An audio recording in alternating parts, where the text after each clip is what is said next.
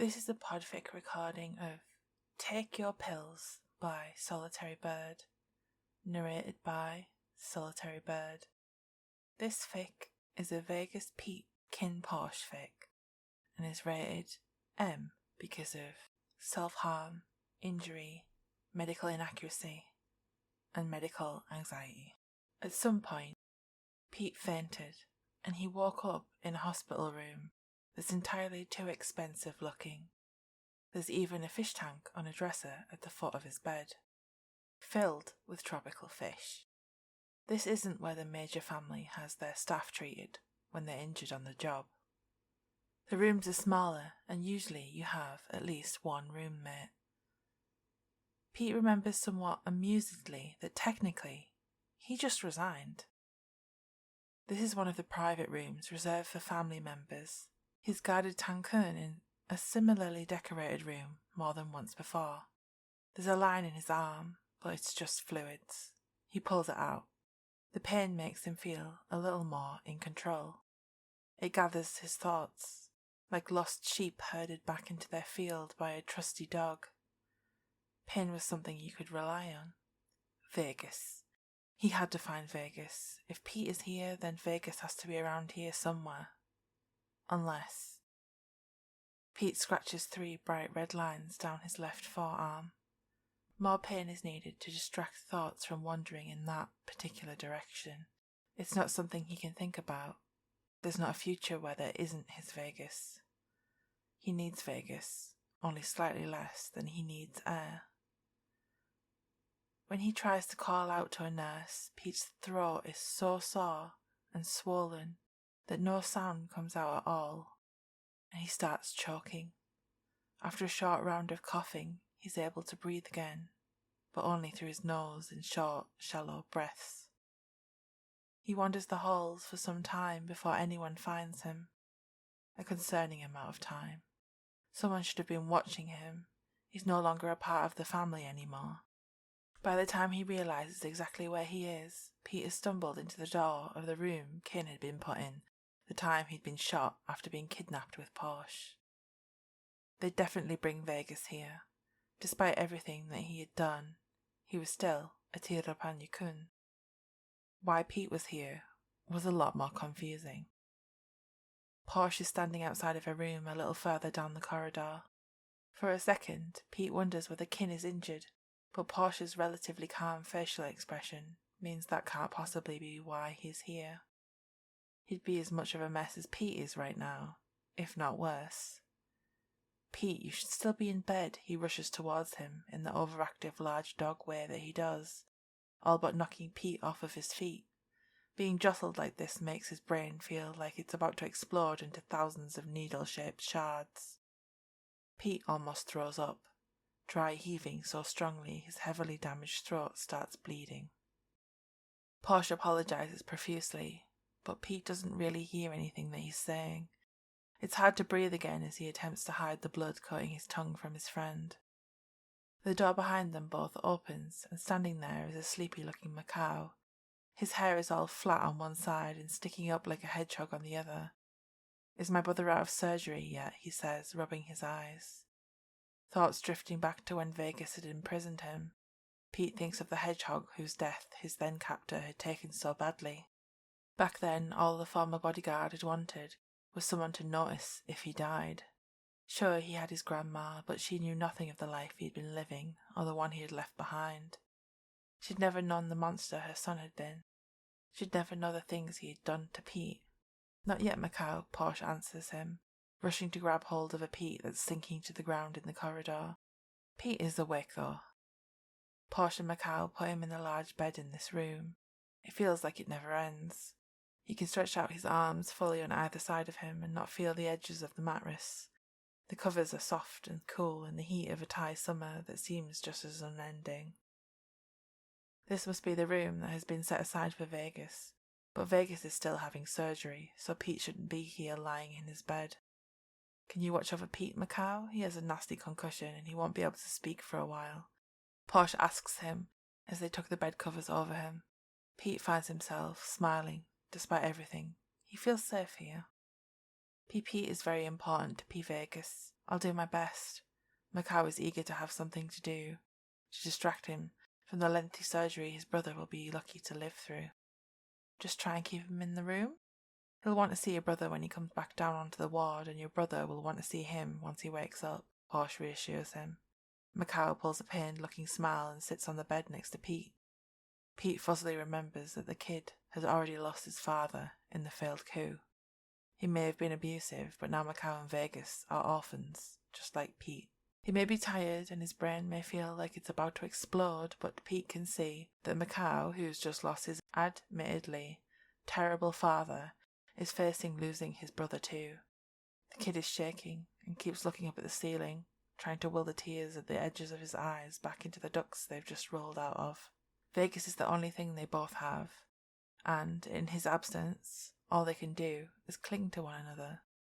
Pete does his best to hold his arms out to a Macau that's hesitant but in desperate need of support right now. They might not know each other well enough to fully bring down the walls they both have up to protect themselves, but right now they need each other. Sitting here waiting alone to find out Vegas's fate would be worse. Luckily, they don't have to do that anymore.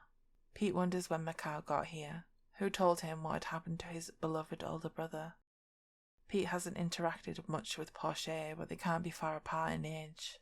At some point he gives in to how he's feeling and gets hugged by Pete and starts crying, which sets Pete off again. They fall asleep in each other's arms with sore tear-stained faces. When Pete wakes up, he can't feel either of his arms. Macau may still be baby, but he's certainly not the weight of one. He gently places Macau's head on the pillow. It's only then that he sees that they are no longer alone. Vegas is lying next to him on the other side of the bed, attached to 3 different machines, and they make a variety of different beeping noises. Several lines are attached to him. One is giving him blood. Pete almost falls getting out of the bed to race round it and be at his side. It's quicker than climbing over Macau, and Pete doesn't want to wake either of them. Plus, he thinks if he does climb over them, he might throw up. He has to see if Vegas is breathing, has to reassure himself that he isn't dead. He checks his breathing and holds his hand. It's warm. He can breathe again himself. Vegas isn't out of danger yet. There's still plenty that can go wrong before he's well enough to take back over his duties as the head of the Miner family. But he's alive. Pete would never have considered himself a religious man, but he sends prayers of thanks to whoever happens to have been watching over Vegas. Vegas wakes up after Pete has reassured himself that if he sleeps, the injured man isn't going to die. Somehow Macau is wrapped round him like a monkey and is gently snoring in his ear when Pete opens his eyes to find Vegas looking back at him. "Have you replaced me already?" he jokes in a voice filled with painkillers and the tiredness that comes from having your entire blood volume replaced twice. Pete is filled with desperate reassurances and promises that there is only Vegas in his eyes and in his heart that spill from his lips like a waterfall. He climbs out of the bed, disentangling a clingy Macau, rushing to kneel on the floor at Vegas's side, almost passing out when he accidentally hits his head off of one of the machines monitoring the guy who had his heart firmly trapped in a vice. Seeing Vegas in pain made him want to die. Pain belonged to Pete. Kun Macau is child. He knows that it's rambling at this point, but he needs Vegas to know, and the concussion is not helping him be particularly elegant about it. "I know your mind, Pete," Vegas says, moving one of his hands to pet the top of Pete's hair. He reached for Macau too, but in the absence of Pete, he's rolled away from them both, closer to the edge. If either of them was more with it, they'd be worried about him falling off the bed and banging his head. "And I'm yours." Pete can feel the tears building in the corner of his eyes. He's never really owned anything before. The worst of this is over. He walks unsteadily to get the nurse to say that Vegas has woken up using the wall to keep him upright. She fusses at him for being out of bed and not using the call buzzer. Pete laughs in his addled state. He had totally forgotten there was a button he could press if he needed a nurse. When they return to the room, Vegas seems like he's asleep again. The nurse checks a few things, then starts talking to Pete about his care. Pete keeps being very dismissive of what's happened to him. He's fine. He's had worse. Hey, he survived, and that's all that matters. The nurse keeps saying that he should eat something so that he can take some medication that Pete really doesn't want to take. He probably should take it, but he's kind of scared by the potential side effects the nurse is rattling off to him. Vegas must have been woken by their argument. He holds out a hand, and Pete places the pamphlet the medicine comes with into it. He reads through the tiny, tiny writing that makes Pete feel a migraine beginning to form, and in a half-asleep voice he says, "Be a good boy and take your pills." Pete blushes. Vegas has caught him with something that weakest of weakest points. Having someone care for him, having Vegas care for him, well, it was rather thrilling. For a long time, all he had wished for was someone who would miss him if he died. Yet here he was, lying in bed with someone that actually cared about him staying alive, and he had a vested interest in being a good boy for Vegas. If Vegas is telling him to take them, then they must be safe. Vegas doesn't mess around with medicine. He eats some soup and throws back the medicine. The nurse looks at him, unimpressed at the fact he uses more soup to swallow them, and not water, but Vegas sleepily smiles at Pete and calls him a good boy again. It's only when the pain begins to recede that he realizes just how much pain he was in. He doesn't even feel the need to make more of it, to control himself anymore. Vegas is sleeping. The blood transfusion is finished, and he won't need any more now. There are still beeping machines connected to him, but Pete isn't filled with the terror of losing him anymore. He hadn't quite realized just how lonely he was until he had to face the prospect of losing the man who kept him sane. The space in between Macau and Vegas is small. Macau had rolled closer to his brother at some point, but it fits Pete perfectly, and it feels like home.